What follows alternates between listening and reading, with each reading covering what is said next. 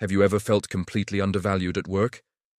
I have, and my story is one you won't forget. I was a senior engineer at a tech startup, pulling all-nighters, weekends, you name it. Our product was my baby. After a year of blood, sweat, and a whole lot of code, our user base exploded. The company was soaring, and I felt it was finally time to ask for what I was worth.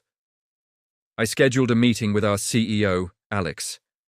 I walked in with a folder full of data, user growth charts, revenue spikes directly tied to my features, market comparisons for my role.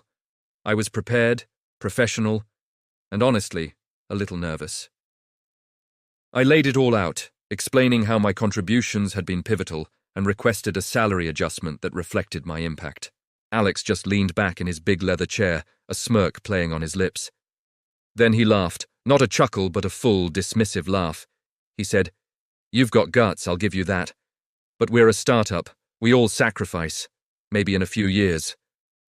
I was stunned. He hadn't even looked at my data.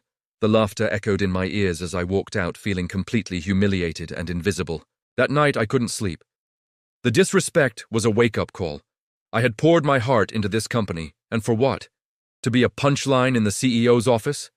I realized my loyalty was misplaced. The next day, I started polishing my resume. I didn't just apply for jobs, I started reaching out to my network, including some venture capitalists I had met at tech conferences. In one of them, a woman named Sarah replied almost immediately.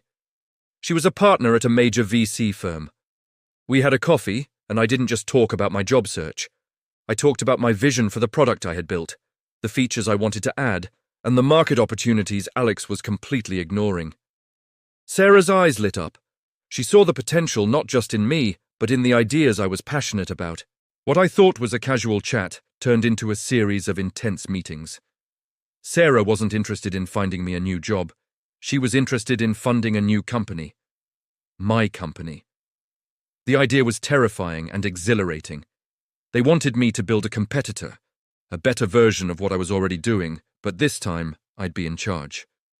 The decision was a no-brainer. I handed in my resignation. Alex was surprised but didn't seem too bothered.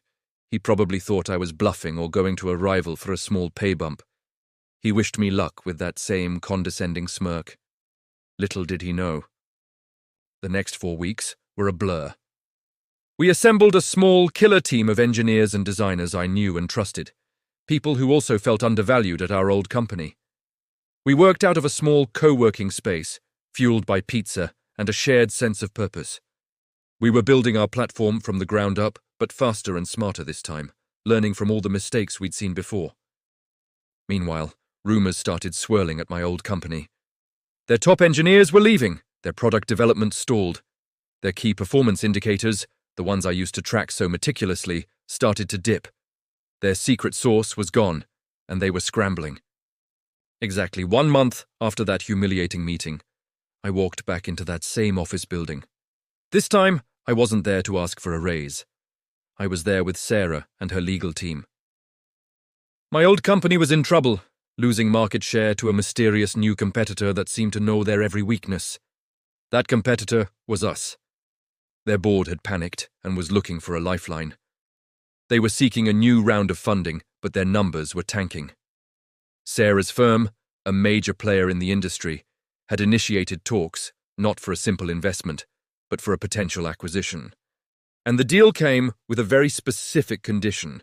We all sat at that familiar, polished boardroom table. Alex was there, looking pale and stressed.